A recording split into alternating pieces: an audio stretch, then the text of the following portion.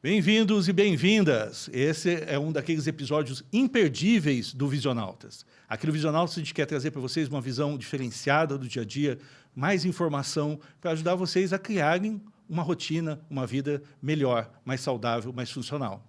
E o episódio de hoje é um episódio muito especial porque eu tenho aqui uma convidada que vai falar com a gente de um assunto muito atual, presente, que é a querida juíza Márcia Cristina Sampaio Mendes. A Márcia é juíza do trabalho, titular da 5ª Vara, aqui de Ribeirão Preto, vinculada ao TRT da 15ª Região de Campinas. Ela tem especialização em Economia Social do Trabalho, mestrado em Direitos Humanos, é membro do Comitê de Erradicação do Trabalho Infantil, outro tema muito importante, e é envolvido com projetos importantes para a sociedade, né, como Vozes do Amanhã, que vocês vão ouvir falar um pouco mais aqui hoje, conhecer, e atua como pesquisadora do grupo importante da USP também, que é o GED-TRAB, que é voltado também a temas de direito do trabalho. Márcia, muitíssimo obrigado por estar aqui com a gente, mais uma vez, generosamente, conversando com a gente e com as pessoas que estão aqui.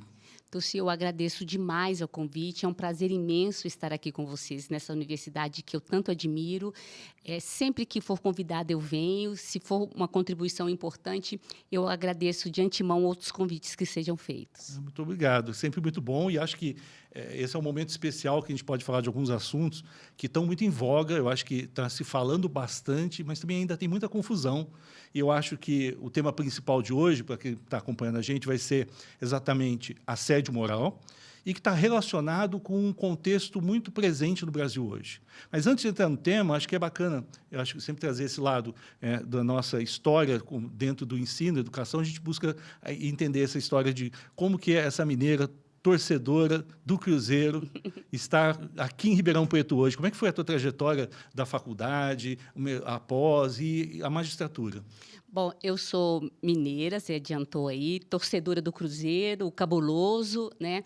Hoje estamos numa situação muito fácil, somos a lanterna azul, para quem entende a piada, infelizmente. Sou de Belo Horizonte, a capital, estudei na UFMG, fiz minha graduação na UFMG, advoguei por muitos anos, 7 anos, sempre na área trabalhista, e lá nutri um sonho de ser juíza do trabalho. Eu entendo hoje que exemplos são muito importantes na vida de um jovem, de uma jovem. E eu tive uma professora de Direito do Trabalho, que era juíza do trabalho, que me inspirou muito. O nome dela era Alice Monteiro de Barros. Quem gosta de Direito do Trabalho vai lembrar, vai conhecer. Alice Monteiro de Barros é uma escritora muito importante para o Direito do Trabalho e ela foi meu ídolo, minha ídola em Direito do Trabalho. Então, nutri esse sonho de ser juíza do trabalho enquanto advoguei, estudei por 3 anos quase e fui aprovada para a 15ª Região. Escolhi Ribeirão e estou aqui há 25 anos, uma cidade que me acolheu, que eu gosto, onde criei meu filho. Viemos eu, meu filho e meu marido, e estamos aqui, lecionei, inclusive nos encontramos nos corredores de uma universidade, fiz muitos amigos, sou titular da 5ª Vara de Ribeirão Preto, já fui juíza substituta em várias varas aqui por perto. Hoje sou uma juíza convocada para a 2ª instância, atuo na 2ª instância há mais de 7 anos. Sou uma juíza feliz aqui na Alta Mogiana de São Paulo. Que bacana. E é uma trajetória que envolve sempre muito estudo, né? Eu acho que quando a gente fala também da tua especialização e mestrado, talvez eles tenham contribuído muito para essa tua formação, que amplia a tua visão sobre o trabalho. Como que foi que surgiu essa especialização e mestrado? Eu sempre fui uma pessoa muito inquieta, sempre gostei muito de ler.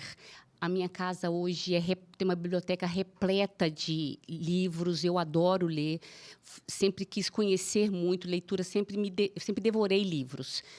E o pouco nunca foi suficiente para mim. Então, quando eu fui aprovada no concurso, que estive mais tranquila, eu quis buscar especialização. Fui atrás de um tema que era interdisciplinar, Direito e Economia.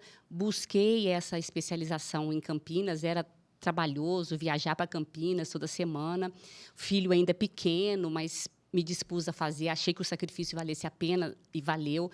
Abrir a minha cabeça, né? Nós que fazemos direito sabemos que é uma mente um pouco mais fechada, mais ortodoxa. essa especialização abriu minha mente para entender o direito com conexão com outras disciplinas. O campus da Unicamp me abriu também a mente, é visualmente diferente do campus da Vetusta Universidade Federal de Minas Gerais, ela é na vertical, a Unicamp é na horizontal, só isso simbolicamente teve um reflexo na minha cabeça. Anos depois, eu fui fazer o doutorado, né, nós sabemos o quanto de esforço isso exige das pessoas, e estudei, conheci outros autores, também ampliou muito o meu conhecimento, sempre na área do social, sempre pensando no direito social, que o direito do trabalho tem tudo a ver com isso, né? Sempre estudar, para mim, sempre foi muito importante. Eu considero que uma pessoa como eu, parda, nascida na periferia de Belo Horizonte, a única alternativa para romper essa situação de vulnerabilidade é o estudo. Então, quando eu tive uma oportunidade, eu pensei, sair dessa vida só com muito estudo. E aí, hoje que eu já saí, eu não larguei a mão dessa mania que tive, que era de estudar muito. Eu sigo estudando, isso me completa até hoje. É muito bacana. E eu penso que é um trabalho muito importante, mas também muito difícil, porque, às vezes, como psicólogo, tempos que a gente atua com pessoas que trabalham, eu com organizações de trabalho, a gente olha para a tentativa de melhorar relações, de valorização do ser humano, mas ali com você vai ver os problemas que dão, né? É ali que surgem as questões mais difíceis, que a gente, de fora, muitas vezes não tem nem noção de como tem problemas que não aparecem do dia a dia, né? Fica muito na fachada bonita de alguns lugares, mas que tem por trás ali muitos desafios. Essa rotina do dia a dia, o que te chama mais atenção? Você tem esperança de movimentos que estão acontecendo? Como que você vê esse momento do emprego, do trabalho no Brasil? Eu tenho duas frentes de trabalho. O meu trabalho como juíza, sentenciando, instruindo processos, é um trabalho para o qual eu sou vocacionada, não tenho dúvida, mas é um trabalho mais ortodoxo. Eu decido de acordo com as provas que são produzidas nos autos, é para isso que eu sou treinada, preciso ser imparcial e consigo ser, não tenho nenhuma dúvida. Esse é o trabalho formal da minha magistratura, sou paga para isso, me sinto muito feliz fazendo isso.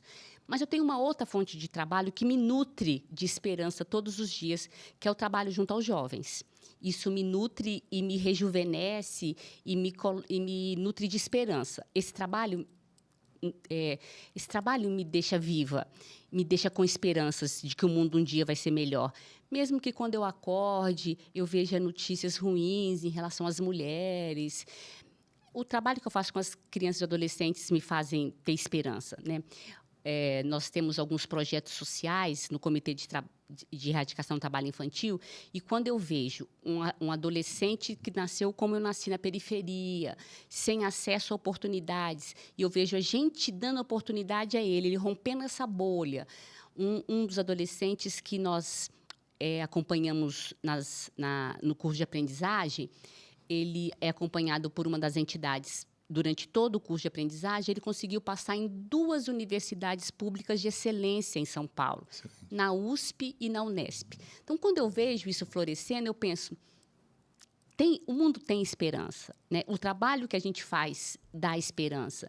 Então, se, por um lado, e eu gosto de mostrar isso, eu ontem dei uma palestra à noite, falando do quão desesperançosa sou quando eu ligo a televisão e vejo mais um feminicídio. Eu fico muito triste. Como mulher, como mãe, como juíza, fico muito triste. E, na segunda-feira, uma colega me ligou, me dizendo, Márcia, hoje eu vou instruir uma reclamatória trabalhista que o colega de trabalho deu 17 facadas na colega porque ela não aceitou namorar com ele. Então, já está chegando na Justiça do Trabalho os efeitos do homem que não sabe ouvir não de uma mulher. Então, olha, quando chega isso na Justiça do Trabalho, é que isso já saiu do criminal, já saiu do Ministério Público, já chegou lá onde a discussão tinha que ser só salário. E eu fico muito triste com isso. E aí eu vi isso de manhã, e à tarde eu fui fazer uma visita numa entidade que forma aprendizes. E aí eles estavam desenhando cataventos para o evento que nós vamos fazer em maio. Então, se por um lado é muita tristeza, é muita angústia, o trabalho de juiz é muito angustiante, por outro lado, eu me dou o prazer não remunerado de fazer essa atividade outra que me nutre. Eu acho que é isso que me deixa saudável mentalmente. Muito importante. Eu quero até aproveitar para a gente falar um pouquinho desse Maio Laranja, do evento, e desse trabalho todo, porque eu acho que ele precisa de exposição. Né? Esse trabalho bem feito dessa forma precisa que as pessoas conheçam. Conta para a gente como que é o projeto e os eventos agora de maio. Vou usar esse espaço para fazer um convite para a população. Nos dias 6 e 7 de maio, no dia 6, a partir das 19 horas, no auditório da UNAERP, vai se realizar o seminário Se Você Ouve, Veja, referente ao Maio Laranja. O Maio Laranja é um mês, o maio é destinado à denúncia contra assédio sexual de crianças e adolescentes. E esse ano, o Comitê de Erradicação do Trabalho Infantil do Tribunal da 15ª Região destinou a discutir o assédio sexual pelas plataformas digitais. Então, o ECA Digital entrou em vigor agora em março, renovando o ECA formal. O ECA formal foi feito na década de 90, não tinha nem como abordar as plataformas, os jogos eletrônicos. Então, agora, em março de 2026, entra em vigor o ECA digital, criando alguns obstáculos para que nossas crianças e adolescentes não sejam vitimadas, não sejam estupradas e assediadas à distância, né, que é um outro tipo de violência. Então, eu convido a todos, mães, pais, parentes, amigos, e a você, jovem, que, se puder, compareça ao UNAERP dia 6 de maio, às 19 horas, e dia 7 de maio, a partir das 9 da manhã, para vir conosco fazer essa discussão. Serão várias dinâmicas, e, ao final do dia 7 de maio, às 12 horas do dia 7 de maio, nós faremos a premiação do concurso literário. Esse concurso literário, nós convocamos toda a rede municipal da educação pública e os adolescentes estão fazendo redações que estão sendo corrigidas por professores de várias universidades privadas. Então, é um trabalho em rede. Doando seu tempo, porque é um serviço gratuito, vários professores da rede privada estão corrigindo quase 600 redações. E quem ganhar, quem for vencedor os 10 vencedores desse concurso, vão ganhar laptops. E nós, do comitê, não temos dinheiro para comprar esse laptop, porque todo mundo é voluntário. Então, quem vai dar esses 10 laptops é Receita Federal, que também não tem dinheiro para comprar. Ela está doando esses laptops, que são equipamentos de investigações que eles fazem, né? Tirados de investigações que eles fazem, apreendidos. Então, o que eu quero dizer com isso é que todo mundo, em atividade voluntária, está tentando mudar. E, nesse dia 7, nós vamos apresentar à população quem são os vencedores do concurso anterior, que, dentre eles, vários usaram os laptops, os equipamentos para estudar e conseguiram ser aprovados em universidades públicas, privadas, conseguiram mudar a realidade deles. Importantíssimo a gente dar espaço e cada vez falar mais de projetos desse tipo, porque, como você falou, é o único caminho para uma mudança, é a mudança por a construção de pessoas que têm uma outra visão de mundo. Exatamente. Né? Acho que a gente está... É muito importante esse trabalho, parabéns, acho que é muito bacana. Realmente é um grande empenho, a gente estava conversando antes, é muita coisa para acompanhar de perto, mas que vale demais a pena. E as pessoas precisam conhecer. Então, está aberto a todo mundo, e vão até o UNAERP nesses dias, que vai ser uma experiência enriquecedora para enxergar um mundo diferente do que as notícias trazem todo dia para a gente. Né? Exatamente. As notícias dão conta de um mundo real. Também não adianta não querer assisti-las, né? Mas, inclusive, para se posicionar em relação a elas. Ontem, numa palestra que eu dei, Tulsi, me perguntaram assim, o que fazer? E é verdade, não adianta a gente ficar aqui só lamentando. Eu, como mãe, preciso ensinar meu filho como agir, né? Como sobreviver às rejeições, né? Sobreviver às rejeições? Lamentando. Nós, mulheres, quando somos rejeitadas, pegamos um pacote, uma caneca de sorvete e engordamos. E os homens estão matando as mulheres que os rejeitam, né? Então, ensinar nossos filhos a sobreviver à rejeição, a ouvir não, a dividir tarefas, né? Que as gerações posteriores às nossas respeitem as mulheres, consigam lidar bem com as frustrações, né? Estou aqui falando numa faculdade de psicologia, claro que vocês sabem disso, mas quem nos ouve, que a nossa responsabilidade de criar as gerações posteriores incida nisso, especialmente, né? Nós mulheres estamos muito vulneráveis. Quando a gente está formando terapeutas aqui numa pós-graduação, uma das coisas que a gente sempre fala como lidar com a psicoterapia é lembrar, em primeiro lugar, é que existem os direitos humanos, que são universais. E, às vezes, eu penso que se as pessoas parassem de tratar os outros por nomes, classificações e lembrassem de seres humanos, e seres humanos merecem respeito, vida e dignidade, facilitaria muito. Mas é uma construção para desmontar todo esse conjunto de conceitos, às vezes, muito tortos, que foram se acumulando, alguns que, historicamente, permaneceram, né, como a gente vai falar daqui a pouco, mas que é uma reconstrução olhando para as pessoas como seres humanos. Né? Não é X nem Y, é aquela pessoa na tua frente. Exatamente. E acho que, quando a gente está falando aqui sobre essas questões, a gente está falando de mudanças, né? Que a gente vê a evolução da lei. Sou um completo ignorante no assunto, não sei nada, mas vejo alguns flashes de informações, até quando eu comecei a ver um material que é um manual que existe, né, sobre o que é assédio, que está disponível, as pessoas baixarem, tipo, o link depois para conhecerem, a gente vê que existem mecanismos que já estavam presentes na legislação, que dariam conta de casos de assédio moral, assédio de todos os tipos. A gente vê que surgem alterações necessárias à NR1, atualizações. A gente vê que vem o CID-11 para reclassificar as coisas, e tudo gira em torno de um conceito muito óbvio de respeito ao outro ali. Parece que a gente tem que reescrever, dá a impressão até que é meio redundante, né? Parece que a gente tem que redundar na legislação e na regra e falar para as pessoas a mesma coisa sempre. Repetir e repetir, letrar e letrar. É importante a gente saber que o conceito de assédio é uma prática, uma conduta reiterada e deliberada de alguém que busca desestabilizar a outra. Então, é eu pensar que vou agir desse jeito para te desequilibrar. O objetivo tanto faz. É eu pegar o seu trabalho, é eu pegar a sua casa. O objetivo lá na frente tanto faz. Porque o assédio não nasce o assédio no trabalho, né? O assédio sempre existiu. A figura do assédio sempre existiu. Então, o conceito é eu deliberadamente fazer várias coisas de maneira reiterada com o objetivo de destruir. O que eu almejo, tanto faz, né? Essa tipificação existe há séculos e o direito do trabalho demorou muito a absorver.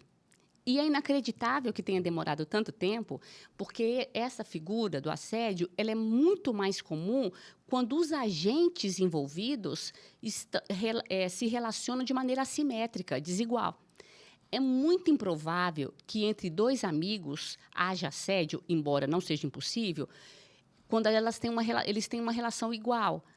É mais normal o assédio acontecer quando um estabelece com o outro uma relação de poder, uma relação assimétrica, uma relação, ainda que não seja poder econômico, mas quando eu tenho algum comando em relação a você.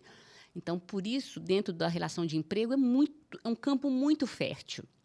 Sou seu chefe, então eu posso te assediar, eu posso cobrar excessivamente metas de você, eu posso te mandar... Então, eu já começo aqui a te dar exemplos de assédio no trabalho, né? Um exemplo exemplos de assédio muito comum no mundo moderno é eu não respeitar a sua jornada de trabalho. Embora eu te contrate de 8 às 18 com 2 horas de intervalo, eu saio para correr às 5 da manhã e da corrida eu começo a te mandar mensagem. E saio para jantar com meu marido e às 11 horas continuo te mandando mensagem. Cadê o direito à desconexão? E você vende um apartamento por mês e eu começo a colocar no ranking público que tem na entrada da empresa que o Eduardo vende 3. E começo... Tem uma empresa em Ribeirão que hoje não faz mais isso, depois de muitas condenações, mas que colocava uma fantasia no empregado que não vendia a quantidade mínima e fazia ele dançar. Nós dois temos aproximadamente a mesma idade, a gente vai saber. Fazia ele dançar no final do mês a dancinha da garrafa, da boca da garrafa. Que é sexualizada. Imagina. E aí, na frente de todo mundo, então, são assédios morais vindo do ascendente para o descendente, que é o mais comum. Isso, o direito do trabalho custou a tipificar. Às vezes, e aí, numa geração um pouco mais antiga do que a nossa, começou a reagir assim, mas isso sempre pôde, isso é mimimi, o mundo está chato demais. Trazendo isso para o campo do racismo, da raça. Não pode mais chamar de neguinha, não pode mais chamar de neguinho, não pode mais tratar a sexualidade dele. Está agindo como mulherzinha. Então, a NR1, imagina, nós temos 40 NRs. Por que ela é a 1? Porque ela foi reformulada. Ela é a primeira de todas. Ela fala assim, as NRs tratarão da segurança e medicina do trabalho. Então, ela sempre existiu, a NR1.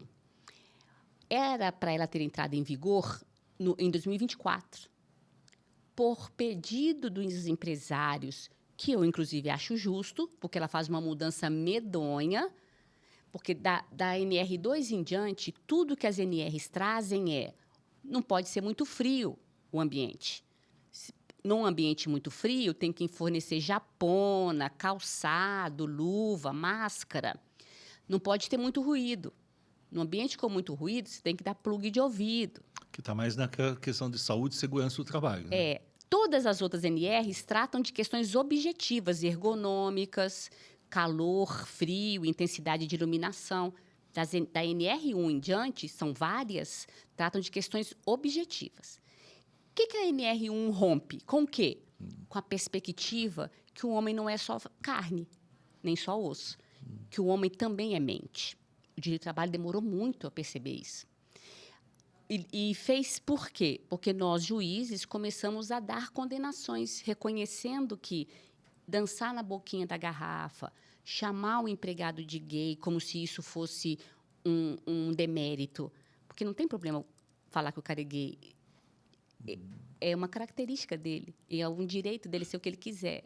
Ou tirar o cara do armário abruptamente, ele sai a hora que ele quiser. Fazer brincadeiras racistas, isso compromete a vida da pessoa, os direitos humanos da pessoa. Então, o direito do trabalho, a Justiça do Trabalho começou a dar condenações, e aí a NR1 faz isso. Olha, não é só o físico. O patrimônio do empregado não é só material, é também imaterial. E aí entra em vigor, em 2026, a NR1 com 1 ano de atraso, dizendo as empresas terão que cuidar também da questão emocional do empregado, cuidando para que o ambiente de trabalho não seja um fator estressor para o empregado. Tem muita coisa aqui que a gente está falando que é interessante. Você falou uma característica importante de caracterização do assédio, então, que seria a questão que haja uma continuidade. Reiterado. Mas pode haver um evento específico, um único. Sim. E aí não caracteriza assédio? Não, caracteriza outra coisa. Indenizável também. Essa agressão individual, episódica, não é que pode fazer e que não vai ser punido. Não pode e vai ser punido, mas não caracteriza assédio. Então, se dá até justa causa para o empregado ser dispensado e para o empregado sair do emprego com todas as verbas, inclusive com indenização por danos morais, mas a figura do assédio não. Por quê, Tulsi? Porque a indenização por assédio é maior, porque pressupõe premeditação. Sim. Pressupõe eu ter parado em casa e pensado como é que eu vou perturbar, desestabilizar meu colega. Pressupõe isso. Ao passo que aquela agressão única pode ser fruto de um desequilíbrio episódico. Vou dar um exemplo, posso? Claro. essa semana eu julguei, e aí já está público, que o acórdão já vai ser publicado, julguei um caso que um empregado, numa briga por um jogo de truco, mineiro gosta muito de truco, vocês paulistas nem sabem jogar direito. Mineiro gosta muito de truco. Num jogo de truco, no horário de intervalo, por conta de uma disputa de cartas, o empregado foi na van da empresa e pegou uma picareta. Nunca tinha brigado na empresa. Não chegou a marretar o colega, mas foi mandado embora por justa causa. E nós, na Câmara, confirmamos a justa causa. E teve uma discussão muito grande entre os desembargadores que votaram, porque uns falaram assim, mas ele não chegou a bater. E aí, uma discussão assim, respeitosa, mas muito calorada, falou assim, gente, mas e se não tivesse conseguido conter esse cara? A gente agora estava pegando a indenização da esposa desse moço, falecida. Então, esse é um episódio que daria indenização por danos morais por um episódio único, mas saiu daquele desespero do cara que levou um truco na testa, 6. É um indicador, né? É. Você pode, com essa sentença, dizer que aquele caminho estava errado, né? É. Diferente daquele sujeito que passa dias pensando, hoje eu tiro a tarefa dele, amanhã eu tiro a cadeira, coloco ele do lado, amanhã não deixo ninguém falar com ele, depois de amanhã eu coloco ele numa salinha lá em Cravinhos, depois eu tiro a comissão, depois eu coloco numa sala sem telefone. Então, essa escalada do mal é assédio. Que pode ser dirigido a uma pessoa ou a um grupo, que eu estava lendo que é multidimensional, pode ser horizontal, pode ser, inclusive, de baixo para cima. Pode ser no grupo, por exemplo, eu quero que todos os empregados que tenham garantia de emprego peçam demissão para contratar gente mais barata, mão de obra mais barata. Aconteceu muito na época da privatização das empresas. Os empregados com estabilidade eram mais caros e eu não podia mandar embora, porque eles tinham estabilidade. Então, eu vou fazendo ali várias condutas e eles, sem suportar, pedem demissão. E aí eu contrato gente com a metade do salário. E pode ser de baixo para cima. O Cabuloso, meu time, está com um treinador excelente, mas a turma não gosta dele. O que o Cabuloso está fazendo? Perdendo todos os jogos. Os de baixo assediando os de cima. É muito comum esse tipo de assédio no esporte. Premeditado, organizado, com o objetivo de prejudicar alguém. Aí o treinador sai e eles começam a ganhar. Depois você me conta se o time não vai voltar para o topo. A hora que o treinador sai, isso é muito comum no futebol. Não é normal que o mesmo time que estava na vice-liderança no final do campeonato não mudou ninguém. Agora está na última colocação.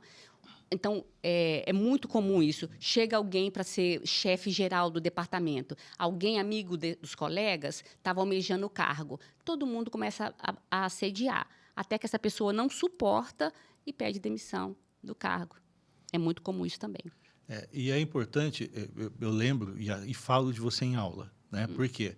Quando a gente fala de RH, eu lembro muito bem de uma fala tua que foi, para mim, assim, brilhante.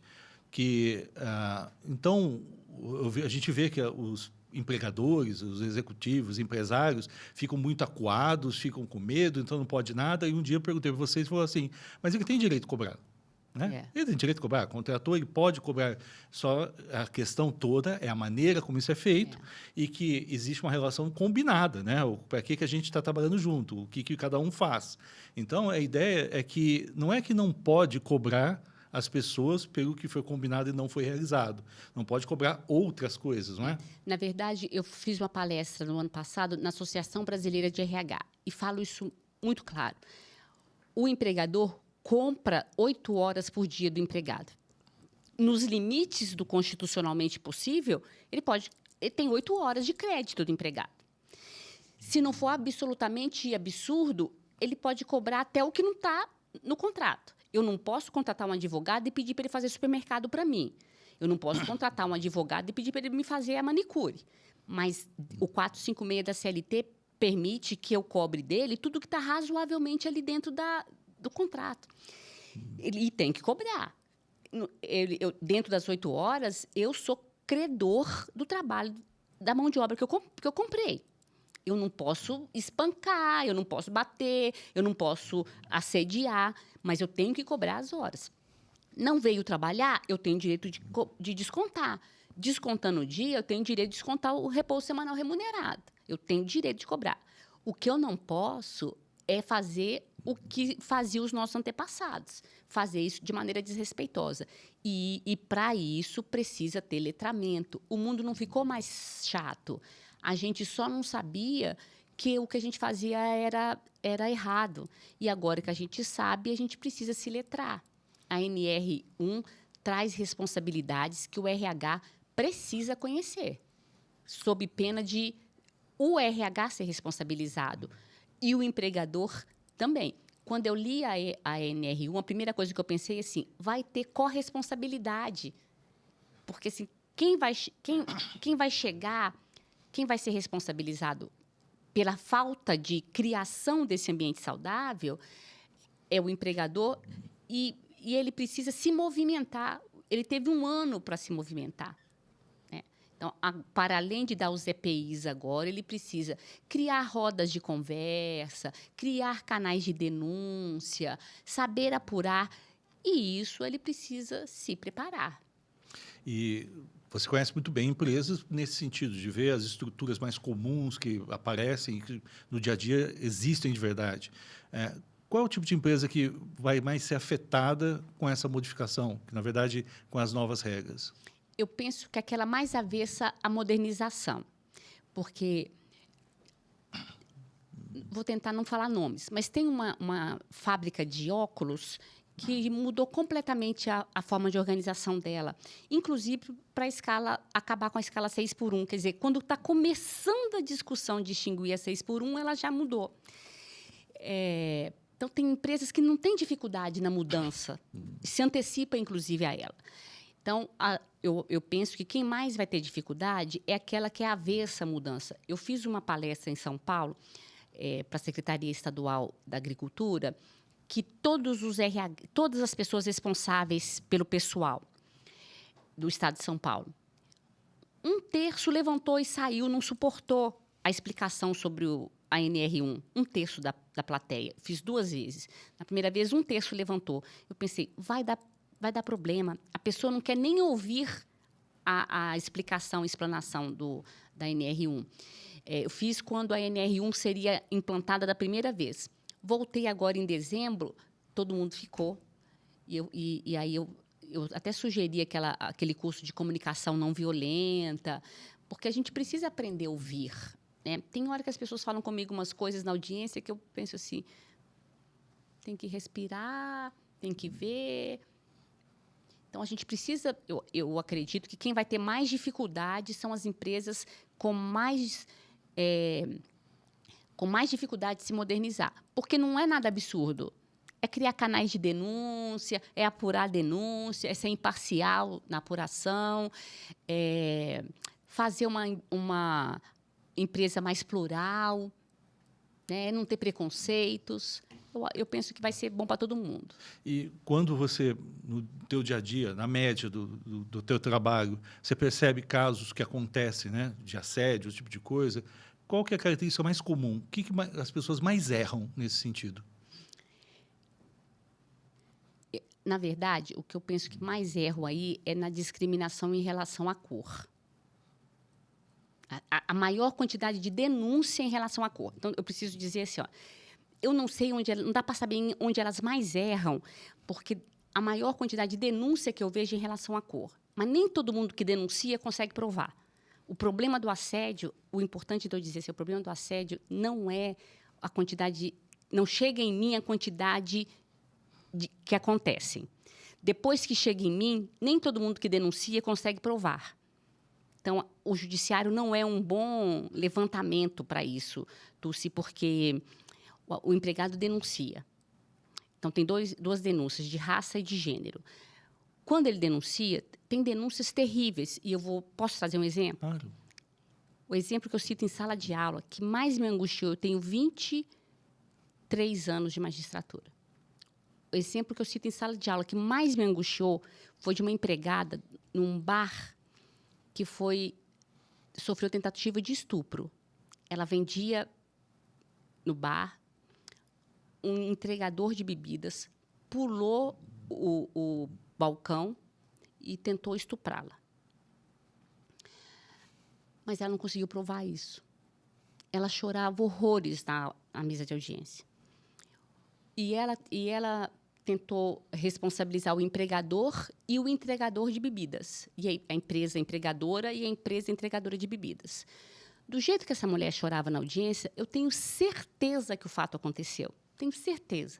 Ninguém mente com aquele sofrimento que ela apresentava na audiência. Isso já se vão 15 anos, acho que mais, porque eu não era titular ainda. Ela chorava com sofrimento nos olhos. O empregador negava, com um excelente advogado, peremptoriamente o fato, não aconteceu. E o entregador de bebida, a empresa entregadora de bebidas também negava. Nunca aconteceu. O ambiente não tinha câmeras. O advogado nem pediu, mas eu podia ter pedido de ofício. O ambiente não tinha câmeras. E a empresa ofereceu R$ 1.500 de acordo. Quando eu preparei a audiência em casa, eu sempre preparo com um dia de antecedência, eu falei assim, 100 mil. Minha proposta de acordo é 100 mil. Eu falei, o advogado falou, de jeito nenhum. Para não voltar aqui 1.500. Falei, doutor, eu não deixo ela aceitar R$ 1.500. De jeito nenhum, não deixo. Perguntei para ela, e as testemunhas? Não tem. Então, eu quero dizer com isso assim, que eu não consigo te dar, eu consigo te dizer o que mais acontece, é gênero e raça.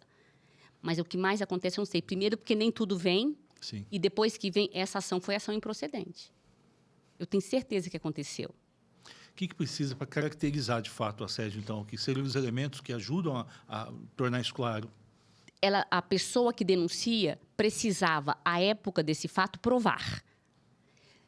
Desde 2024, se não me engano, o CNJ criou uma ferramenta que eu não tinha na época dessa moça, desse julgamento, que é o protocolo de julgamento sob perspectiva de gênero. O CNJ criou. Se esse protocolo existisse na época dessa moça, eu teria julgado esse processo procedente. Porque a fala da vítima tem muito peso. E aí você pode juntar indícios.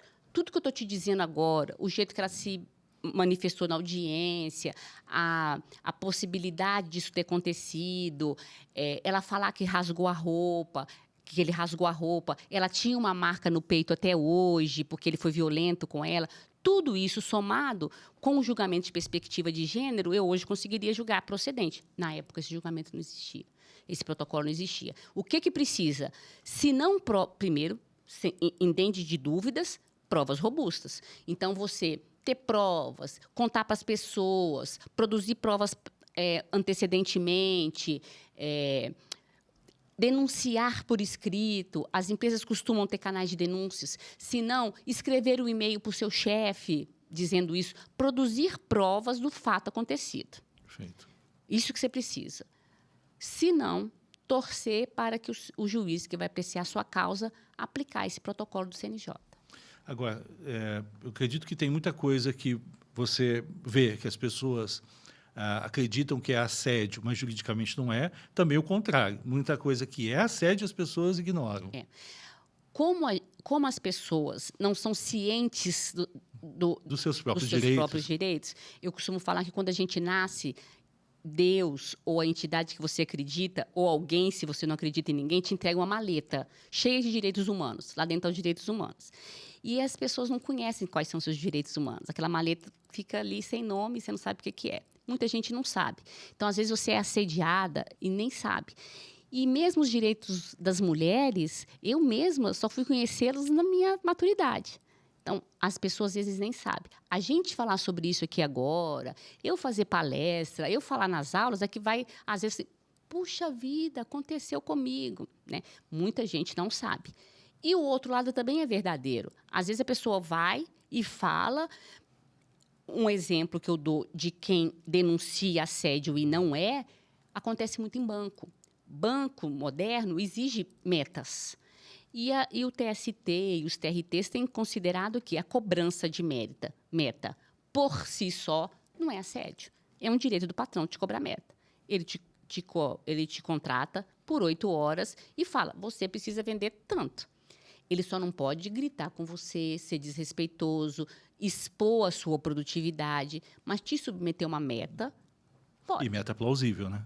Meta plausível e clara. Então, quando que o tribunal indeniza por meta fixada? Quando no meio do mês muda a meta, quando a meta é inatingível, quando ela é desrespeitosa, quando a cobrança é em público, mas por si só, estabelecer e cobrar metas plausíveis não é. Então, assim, às vezes você acha que é assédio e não é, e às vezes você acha que não é e é. Eu acho que existe um jeito de ser, né, na sociedade que acaba polarizando sempre. Isso é muito comum, se polarizar os lados, um lado, né, achando que sempre tem que se defender, o outro sempre tem que atacar. E, na verdade, acho que é muito despreparo das pessoas no sentido de, realmente, como que eu vou saber o que eu posso fazer, né? Acho que isso que a gente está falando é um letramento super importante, porque a pessoa precisa saber diferenciar o que é uma cobrança firme de metas e onde ela passa do limite. Porque é o que a gente falou agora aqui. Pode acontecer uma situação na empresa em que a pessoa se exalta no sentido de tomar um prejuízo enorme porque tal coisa não aconteceu. Isso pode acontecer, mas não quer dizer que isso só vai ser traduzido em agressão e violência. Né? Eu penso que os empresários precisam tomar conta desse letramento da área gerencial dele. Porque é claro que tem dia que a gente acorda chateado. É claro que tem dia que você acorda nervoso. Isso não pode ir para a empresa. Eu faço, por dia, 8 audiências. Eu não tenho o direito de perder a paciência com as pessoas. Aquilo não é um problema deles. Eu tenho isso na minha cabeça, né? Então, eu penso que os empresários precisam fazer um letramento com a parte gerencial, porque o gestor está ali para resolver conflitos e não criar um conflito. O gestor não pode ser um fator a mais de conflito, né? Eu sou gestora hoje de 50 pessoas. Eu tenho que solucionar conflitos, do ar-condicionado às metas que o CNJ nos coloca. Às vezes eu vou para casa e penso, como que nós vamos cumprir essa meta? É inatingível. Mas ali o meu papel é de solucionar conflitos. Aquele chefe que grita, que bate na mesa, ele pode até ter tido um sucesso, mas ele hoje não cabe mais na gestão da empresa. E pesquisas mostram que quanto mais parceiro o chefe for, mais equipe vem. Mais equipe vem. Não é à toa que a vara que eu faço a gestão é uma das melhores. Eu não tenho esse perfil de chefe que bate na mesa. Eu sento lá e almoço. Estou aqui agora, acabei de almoçar na mesa com servidores lá. Minha marmitinha, cada um com sua marmitinha. O chefe, quando ele vem com a equipe, ele traz a equipe junto. Não é nem para fazer média. É que a equipe percebe que o chefe está junto.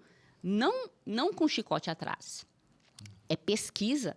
A equipe se sente pertencente na medida que o chefe está lá, não gritando atrás.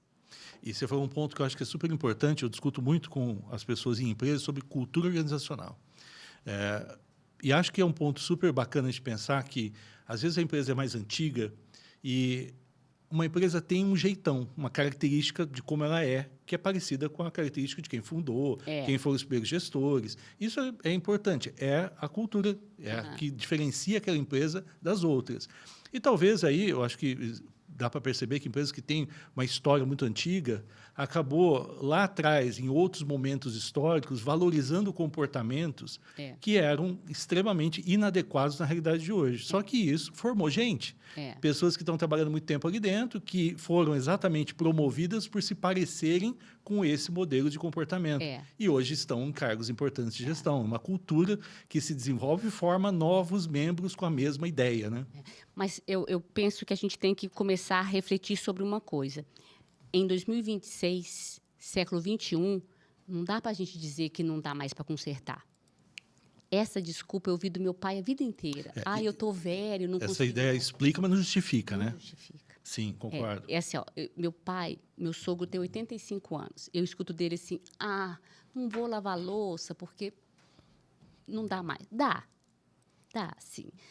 Não dá para você sair comigo na rua numa passeata pela vida das mulheres. Isso é muito. Mas dá para você fazer pequenos movimentos. Eu acredito que se você não consegue fazer muito, um pouquinho você consegue fazer. Se não é para mudar o mundo, para evitar a sanção pecuniária para sua empresa. Escolha o motivo pelo qual você quer fazer pequenos movimentos. Eu prefiro que você quisesse deixar o mundo melhor para o seu neto. Mas, se não é para isso, tem a NR1 aí, que vai dar sanções pecuniárias relevantes. E a gente tem visto que, ao longo dos últimos anos, recentemente, o número de afastamentos, né, por saúde, é enorme e tem crescido a taxas absurdas, 60% um ano. Então, imagino que esses afastamentos, exatamente por esgotamento, burnout, problemas de ansiedade, depressão, que são os mais comuns, estejam diretamente relacionados a ambientes de trabalho que têm problemas. E, para você, o número de causos, situações, né, denúncias, tem aumentado ou é porque as pessoas estão mais violentas no trabalho ou porque só estão mais informadas? As duas coisas. Mas a NR tem fundamento absolutamente imbricado com o aumento do número dos afastamentos. Eu queria falar desses afastamentos sob duas óticas. Primeiro, é ruim para todo mundo. É principalmente ruim para o empregado que se afasta. Adoece, é ruim para ele. Mas é ruim para o empregador, porque os primeiros 15 dias ele paga, ele perde a mão de obra que já está qualificada e depois ele tem que voltar com esse empregado para provavelmente requalificando, né? Readequando ele em outra função na empresa. Então, é ruim para o empregado e para o empregador. E é ruim para o Estado. O Estado vai ter que bancar esse empregado a partir do 16º dia. E é ruim para nós. Quem é que está pagando esse dinheiro que o Estado vai bancar? Então, é ruim para todo mundo, é um jogo de perde-perde. Fora a consequência de longo prazo de que reduz os recursos para manter aposentadorias e saúde, né? Sobrecarrega a saúde. Saúde mental é um jogo de o afastamento por saúde mental é um jogo de perde-perde. O aumento é exponencial. Os números que justificaram a criação da NR são muito grandes. E o ambiente de trabalho, quanto mais a internet vem, a inteligência artificial vem, mais eu sou cobrada. O ambiente de trabalho é muito propício, né? Eu lembro que, quando eu fui aprovada no concurso, nós fazíamos cerca de 50 sentenças por mês. O relatório desse mês saiu ontem. Eu estou fazendo 183. Uou, é muita coisa. É muita coisa, porque antes eu pegava a sentença para fazer no meu ritmo. Era físico. Eu pegava lá a quantidade, o papelzinho, o bloquinho amarelo, era no papel amarelo, primeira instância, levava 50, 51, e, sem modéstia nenhuma, eu sou uma juíza muito produtiva. Dá para reparar que eu sou hiperativa, né? Falo rápido, mexo a mão. Eu sou uma juíza muito produtiva. Fazia 50, 53. 180 agora. Por quê? Porque agora no PJE, eletrônico, não sou eu que vou lá e busco. Cai na minha caixa. Cai na minha caixa, eu sou hiperativa, estou vendo lá, eu faço. Eles vão me empurrando, o sistema vai me empurrando. Quer dizer, ou eu faço meu esporte, ou eu ouço minha música, ou eu tenho uma atividade, ou eu adoeço. A quantidade de colegas adoecidos é imensa, ou quem está prestes a adoecer é muito grande, porque eu tenho uma atividade que, até hoje, tem me mantido sadia, que são esses garotos, essas garotas que eu vejo sobrevivendo. Mas quem não tem, Tulsi, está adoecendo. Porque não sou eu que escolho o processo que eu faço, só vai empurrando. E quando está perto do prazo, começa uma bolinha vermelha, me avisando que está chegando o meu prazo. Então, o ambiente de trabalho pós-internet, pós-eletrônicos, é muito adoecido. A caracterização de situações em home office também podem caracterizar não só o estresse excessivo, que é excesso de conexão, mas também assédio. Porque o empregador, ele sabe o tempo todinho que eu estou trabalhando. Às vezes as pessoas pensam assim, está em home office e está longe do empregador. Foi levar o cachorro para tomar banho. Não é isso, né? No nosso caso, por exemplo, enquanto você está acessando o PJE, o sistema sabe o tempo todo que você está com o PJE aberto, né? No final do mês sai lá, inclusive, quanto tempo de acesso no relatório. 183 sentenças, quanto tempo de PJE aberto. e o empregador aí pensa que você está em home office, qualquer hora pode te mandar mensagem, né? Esse direito à desconexão você perde com o trabalho home office, né? Já que está lá. E a gente vê mudanças, né, nas relações de trabalho e tudo mais, e a gente poderia caracterizar relações de assédio moral entre empresas? De uma empresa para outra? Considerando que a gente tem uma pejotização enorme hoje? Na verdade, a pejotização, se ela é real, eu não sei como que caracterizaria, porque o assédio precisa de ser pessoas. Mas a pejotização indevida, sim, né? Porque eu te contrato como PJ de maneira irregular, na verdade, eu estou só mascarando uma relação que, na verdade, ela é a pessoa, mas eu obrigo ela a criar uma PJ. Nesse sentido, sim. Inclusive, para te contratar, você tem que abrir uma PJ. Né? É um movimento aí que está em voga. Eu tenho um contrato de emprego, mas te obriga a fazer uma PJ, te dispenso. E é uma forma que tem vindo muitos processos na Justiça do Trabalho dizendo, depois a pessoa pede para reconhecer o vínculo desse período. Tem sido muito comum. E eu acho que a gente vê também que existem ambientes ou áreas de trabalho em que há uma característica aí já muito, muito comum de ter mais homens e aí ter uma caracterização do trabalho da mulher realmente diferenciado, muito assédio de todos os tipos, né? E ambientes que são mais difíceis de trabalho para mulheres, em que o reconhecimento é mais difícil, em que o ambiente muito masculino acaba sendo mais opressor e parece que é normal o assédio moral ali, né? Que a mulher ela menstrua, está TPM, então existe um ambiente muito mais aversivo para a mulher em alguns desses contextos, né? A legislação proíbe expressamente, a CLT proíbe, artigo 5º da Constituição proíbe, mas na prática não se escreve isso, né? Tem coisas que a Constituição proíbe, a CLT proíbe e acaba existindo na prática. Não sei se vocês vão lembrar, tá chegando aí agora a AgriShow. Não pode contratar mulher, pessoas pelas suas características físicas. Mas o Ministério do Trabalho já está aí vendo anúncios que contrata-se mulheres atendentes com características de paniquete. Não pode. Estou querendo dar exemplo de que tem coisas que não pode, mas que acabam acontecendo. Academias, por exemplo, em Ribeirão Preto, o Ministério Público do Trabalho entrou com uma ação civil pública, tem uma rede de academia aqui que só contrata mulheres com determinadas características. Então, tem alguns lugares que preferem não contratar mulher, porque menstruam, porque são mães e porque se afastam por conta de crianças. E, por outro lado, tem lugares, por exemplo, telemarketing, só contratam mulheres porque tem a voz mais meiga para cobrar boletos vencidos. Tem uma empresa de telemarketing que já foi acionada porque só contrata mulheres e gays, por conta da tonalidade da voz. Imagina a que grau de discriminação a gente vem de um lado ou do outro, né?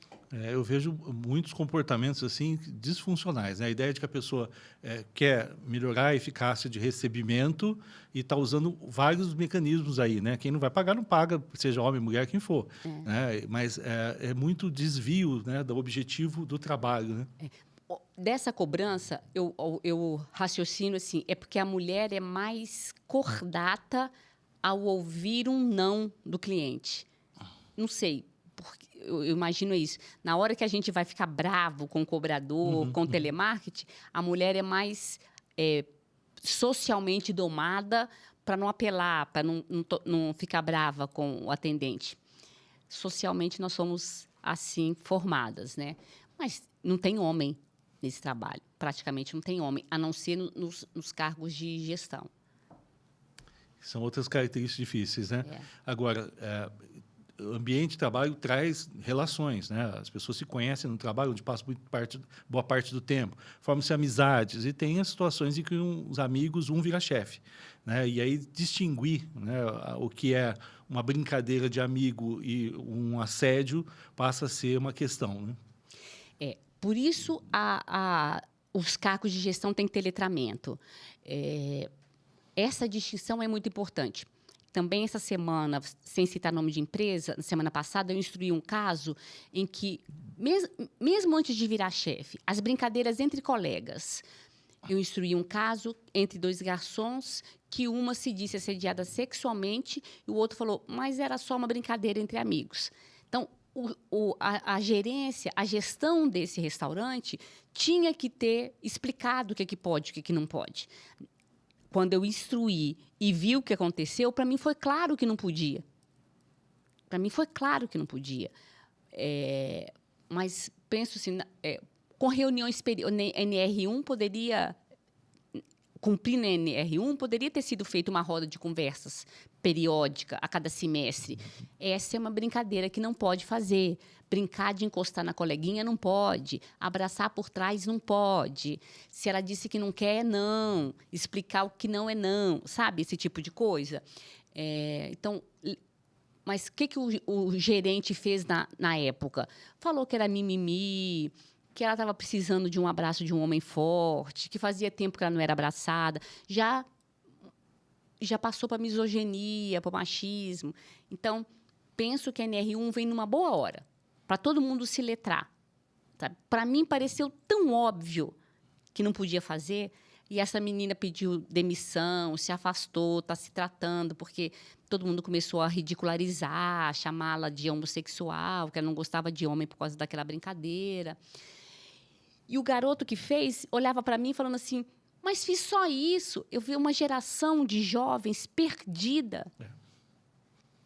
Então, assim, a NR1 vem numa boa hora. Como você falou, se não há uma clareza pela informação, tem que ter pela regra. Pela né? regra. A regra que o traga. E eu faço uma discussão sempre, às vezes, chata, que eu falo que algumas empresas são uma ilha da fantasia, né? Tem aquele discurso, nós somos uma família, todos estamos juntos, e com isso umas propostas indecentes, né? Do tipo, porque a pessoa tem uma remuneração diferenciada ali, ela é sócia da empresa. E, sabe, um papo que às vezes é usado para justificar cobranças, justificar relações de trabalho ali que não correspondem à realidade, né? Falar que o sujeito vai ser sócio, mas ele trabalha como funcionário, e ele trabalha muito mais por causa disso, não caracteriza o que estão dizendo que caracteriza, né? Na verdade, a gente vê isso muito, né? E aí, quando ele vai pedir os direitos, fala assim, você é sócio. Quando vai pedir os dividendos, você não é sócio. Então, essa promiscuidade da relação de onde o trabalhador está, se não tiver muito claro, vai dar problema para a empresa também. Então, delimitar o que o prestador de serviços é, na verdade, se ele é sócio, ele precisa participar dos lucros, da divisão de lucros. Se ele não participa dos lucros, ele tem os direitos trabalhistas. Delimita, e não tem problema. Ele só precisa ser claro onde que ele está na formatação empresarial ali. Porque, se não ficar claro, aquilo vai virar uma ação trabalhista, aquilo vai virar dor de cabeça para o empresário. Só precisa ser claro. Não tem problema ser nenhum dos dois. Sim, e ter uma remuneração diferenciada por desempenho não caracteriza ser sócio. Não, só um autoempregado. Ele vai perder outros direitos, Tussi. Um salário maior, ele vai perder o direito a horas extras.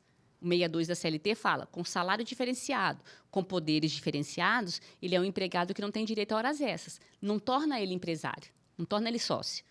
E não exibe a empresa de uma situação de assédio moral também. Exatamente. Porque não ter uma hora extra não permite que a empresa faça uma cobrança num horário muito distante. Não. São coisas diferentes.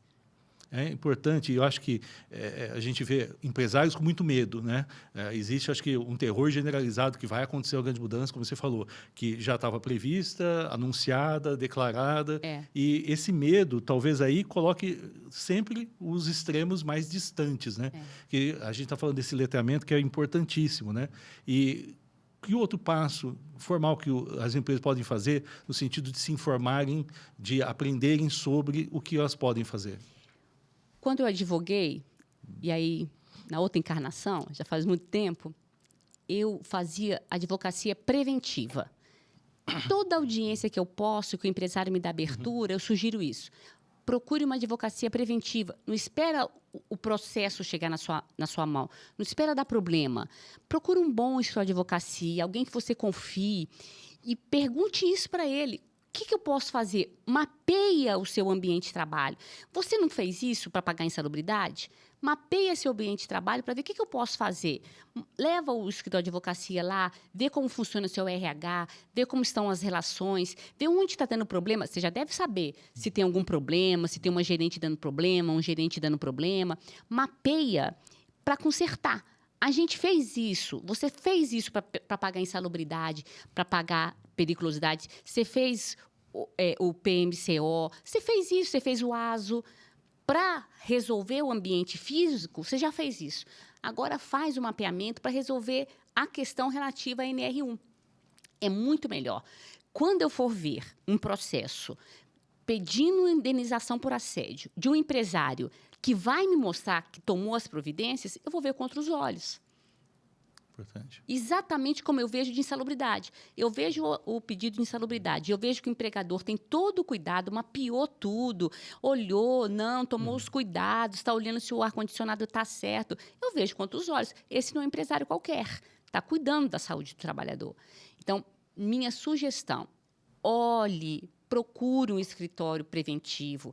Você não vai estar gastando dinheiro, você vai estar investindo. Isso é muito importante. Eu ouvi recentemente um empresário falando que poxa, é muito difícil no Brasil ser competitivo, é muito difícil passar pela barreira da produtividade, que a gente tem menor que alguns outros lugares, e a pessoa questionando, será que existe ainda a possibilidade de uma empresa ser competitiva no Brasil com a mudança das regras?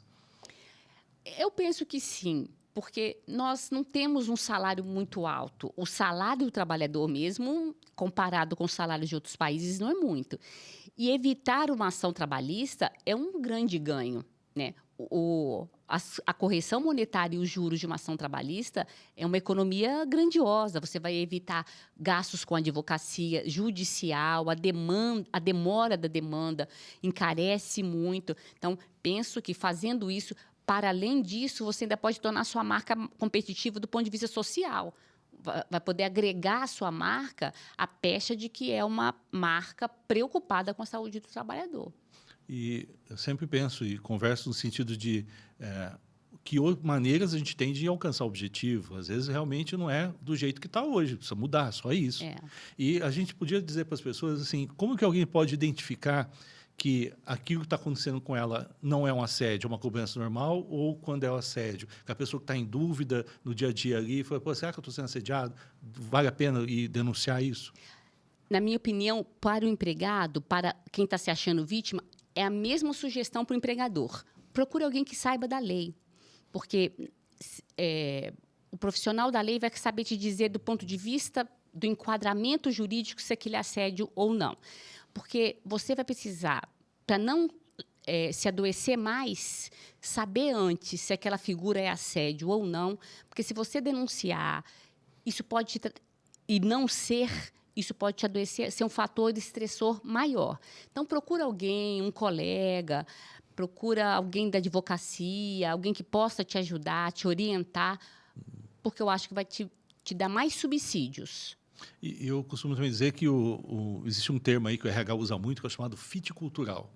É quando o teu jeito de ser bate com o jeito de ser da empresa. Às vezes não bate. Né? A empresa, sei lá, é uma empresa de comércio que exige um trabalho com metas e você não gosta disso. Isso. Então, às vezes, a gente tem que tomar a decisão por eleger outro trabalho. Exatamente, né? É verdade. Tem que bater, né? Tem que dar match. Às vezes tem que dar match. E olha, se a sua saúde mental estiver te custando isso, é melhor procurar outro lugar mesmo. Eu acho que a saúde mental está acima de tudo. Vou contar um exemplo sem citar nomes. Recentemente, um grande amigo meu se afastou da magistratura, pediu exoneração. E nós ficamos todos boquiabertos. Como assim? Você estudou 4, 5 anos e pediu exoneração? Ele falou, minha saúde mental vale. É de cada um, né? É importante essa medida individual. Mas acho que não está sofrendo tanto assim, não dá para dizer pelo outro. É muito importante isso. Não vou entrar em detalhes, mas estava em sofrimento.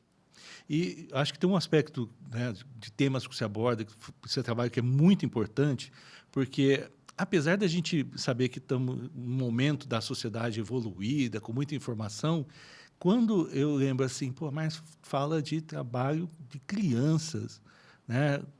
Isso está acontecendo hoje com que frequência? É realmente comum? Como que está? Porque a gente, a princípio, imagina, isso não existe mais. Existe ainda, Márcia? Existe ainda e em crescimento, infelizmente.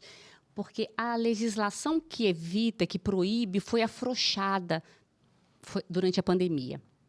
E o que aconteceu é que nós estamos vendo os efeitos disso agora, infelizmente. Nós estamos no estado mais rico do país e nós vemos trabalho infantil aqui ainda.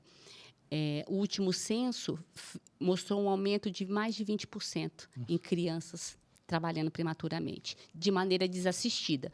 Porque, a partir dos 14 anos, criança pode trabalhar, adolescente pode trabalhar de maneira assistida, que são os contratos de aprendizagem, que são esses que eu venho lhe dar notícia. Mas trabalhar antes disso é completamente inconstitucional. A criança não tem força física nem mental, ela tem que estar se preparando para a vida adulta, né? E nós temos um aumento, infelizmente, de inserção precoce no mundo do trabalho. E o que é pior, nós temos uma parcela da sociedade que ainda acha que é correto isso, que ainda valida esse trabalho ilícito. Eu tenho a impressão que pode haver aí não sei, né, uma romantização, dizer, poxa, está lá ajudando a família ou fazendo tal coisa. Isso está descolado dessa necessidade social de trabalho por conta de pobreza? Na verdade, assim, olha, quando uma criança entra para o trabalho, nós estamos declarando uma falência do poder público. O Estado tem que dar a essa família condições de essa criança não ir. Por isso que eu sou a favor de política pública. Por isso que eu sou a favor do Bolsa Família. Então, tem que levar essa criança para a escola e dar à família condições do que essa criança ia ganhar. E vincular essa política pública à criança ficar. Porque a Bolsa Família faz isso, né? A mãe vai lá e tem que mostrar o boletim com frequência, senão ela perde. Porque não faz sentido. Você só quebra esse ciclo do trabalho infantil, que a origem é a pobreza e o final também, com a educação. Por que a origem é a pobreza? Porque a família deixa porque ela é pobre, aí ela vai trabalhar. E o final também é a pobreza, porque essa criança entra precocemente, ela não estuda, entra para um trabalho precário e fica pobre, envelhece pobre e aposenta à margem do INSS. Continua pobre. Ele entra e sai do mercado de trabalho desassistido. Então, esse ciclo de pobreza não se rompe. Não acontece com ele o que aconteceu comigo, que eu entrei pobre nesse ciclo, estudei e saí desse ciclo de pobreza. Para romper esse ciclo, a educação tem que entrar, como entrou na minha vida. Se a educação não entra nesse ciclo, você vai ali geracionalmente rodando. Alguém tem que te tirar. Uhum. Se a educação não te tira desse ciclo, são gerações e gerações e gerações e gerações. Agora, o trabalho de jovem aprendiz e outras modalidades assistidas são importantes. Como que elas acontecem no dia a dia? Existe uma possibilidade de empresas ajudarem nisso? A partir dos 14 anos, a Constituição permite que esses adolescentes venham trabalhar desde que continuem estudando. Então, é uma ferramenta fundamental, embora eu entenda que seja transitória. Uma hora, nossas crianças têm que poder só estudar, mas, transitoriamente, ela é uma ferramenta fenomenal, porque ela trabalha e estuda. Trabalha por 4 horas, estuda as outras 4. E ela aprende um trabalho, né? Aprende uma profissão. Então, as empresas fazem a parte prática e o Senai, o Senac, a parte teórica. E daqui a 2 anos, elas saem com um diploma de um torneiro mecânico. E a gente está agora com uma turma grande na USP, com uma turma grande no Fórum Estadual, no Fórum Municipal, na Secretaria. E elas saem técnicas também. E a gente está levando esses meninos para a USP, para a Secretaria, para o Fórum, para mostrar para eles que eles podem desejar ser outras coisas, né? E nós já temos meninos fazendo faculdade de Direito, eu tenho alunas lá na Estácio fazendo Direito, querendo ser juízas do trabalho, na USP querendo ser cientista, mostrando para eles que eles podem sonhar com outro destino que não seja lá da comunidade, né? Mas, paralelo a isso, a CLT exige de todo empresário de médio porte para cima que cumpra a cota social. Então, a lei exige. O nosso trabalho no comitê é convencer os empresários a cumprir essa cota. Tem a obrigação legal, mas nem todo mundo cumpre. Porque o que eu sempre digo para os empresários é, Você pode pegar um garoto de 14 anos, ensinar ele a fazer o serviço do jeito que você quer. Muito barato, porque é um pouco menos que o salário mínimo, a bolsa. Você ensina ele a fazer do jeito que você quer. Quando ele formar, ele vai estar o profissional melhor do mundo. É um jogo de ganha-ganha. Aqui é um jogo de ganha-ganha. E, além do que, você ainda não paga multa se o Ministério do Trabalho chegar lá. Então, eu faço palestra aí no estado inteiro, vou tentando convencer os empresários que o índice de adesão ao cumprimento dessa cota é baixíssimo em São Paulo. A gente tem trabalho infantil. A pessoa prefere pegar um menino de 8 anos, fora da lei, do que cumprir a lei, que aos 14 anos você pode. Então, ele prefere descumprir, porque a verdade não é que ele quer dar trabalho, ele quer dar trabalho barato. E acho que é importante a gente fazer chegar todas essas informações a mais pessoas, considerando, né, que alguém não sabe, mas deixar público e claro, né, oportunidades de fazer um caminho melhor. Tem muita contribuição ainda, né? O Senac está aí, o Senai está aí. Se você quiser entrar na página do Fórum da Erradicação do Trabalho Infantil, nós temos listados todas as entidades. Tem muito adolescente querendo oportunidade, muita gente boa. Essas semanas atrás, eu fui a uma das entidades que trabalha com marcenaria. E, em questão de minutos, ele simulou toda a decoração em armário embutido da minha casa. Os meninos nasceram na época da internet, né? E eu inventei uma casa, ele criou um projeto para mim. Os meninos são muito inteligentes. Nasceram na época da internet, inventam projetos, eles criam, eles têm uma vontade de trabalhar imensa. O que falta é a oportunidade. A gente está falando aqui de muitas questões recentes e atuais, né? A gente vê cada vez mais presente violência em todos os lugares, notícias muito ruins, e como a gente falou, né, é importante lembrar que o trabalho é presente na vida de 99% das pessoas e que precisa ter esse equilíbrio, né? Como você estava comentando, a tua busca por equilíbrio. Sim. Fundamental é equilibrar isso, a saúde mental com o trabalho, né? Eu gosto muito do que eu faço. Trabalhar me faz muito bem. Mas também tem outras atividades, eu faço esporte, gosto muito de música, e esse trabalho com os adolescentes me nutre. Eu penso que a vida pesada de juíza não me enlouqueceu ainda, porque tem isso. Eu penso que todo mundo devia ter esse equilíbrio entre o trabalho, as obrigações e uma vida fora, né? A vida não é só trabalho e a gente precisa resolver os BOs do trabalho da melhor maneira possível. E é muito bacana isso que você falou, porque tem algumas coisas que você traz que as pessoas às vezes não percebem, que às vezes está ligado a um projeto desse, que é um projeto de esperança, de futuro, muda o jeito de ver o mundo. É muito importante isso, né? Para mim, é minha seiva. Acordar e pensar. Eu brinco que eu tenho 400 filhos, né? Um biológico. O resto, os outros, são esses adolescentes, porque eles trazem demandas, né? E fulano hoje perdeu o óculos, aí nós temos que correr atrás de um empresário para buscar óculos. Minha seiva me faz acreditar no mundo, me faz acreditar na vida. Eu vejo o menino criando o armário, eu falo, gente, eu preciso encontrar um empresário que queira contratar esses meninos. Faz pensar que a vida é boa, sabe? A vida presta. A vida presta. Que papo gostoso. Muito obrigado. Agora, o que a gente não falou que a gente deveria ter falado? Eu queria, de novo, convidar seus ouvintes para o nosso evento do dia 6 e 7. É dia 6 e 7. Dia 6 começa às 19 horas, lá na UNAERP. Vai ser um prazer receber a todos e a todas. E queria conversar com os empresários. Perfeito. Cumpra a cota do aprendiz. É um jogo de ganha-ganha. Você dá trabalho para esses garotos e essas garotas. É uma mão de obra muito sedenta por trabalho. Você não vai se arrepender. Procure na página do Fórum pela Erradicação do Trabalho Infantil. Está na internet. A gente está em todas as redes sociais. Qualquer entidade formadora vai poder te dar a mão de obra que você quer. Você não vai se arrepender. Muito bom. Muito obrigado mais uma vez pela generosidade sempre, por essa acessibilidade. Eu acho que é fundamental as pessoas conhecerem também esse lado, né? Eu lembro que a primeira vez que a gente teve uma conversa formal, gravada, foi na internet, né? Eu chegava e falava assim, gente do céu, né? Vou falar com a juíza. Falei assim, se tivesse uma roupa melhor, na hora tinha colocado ali, né?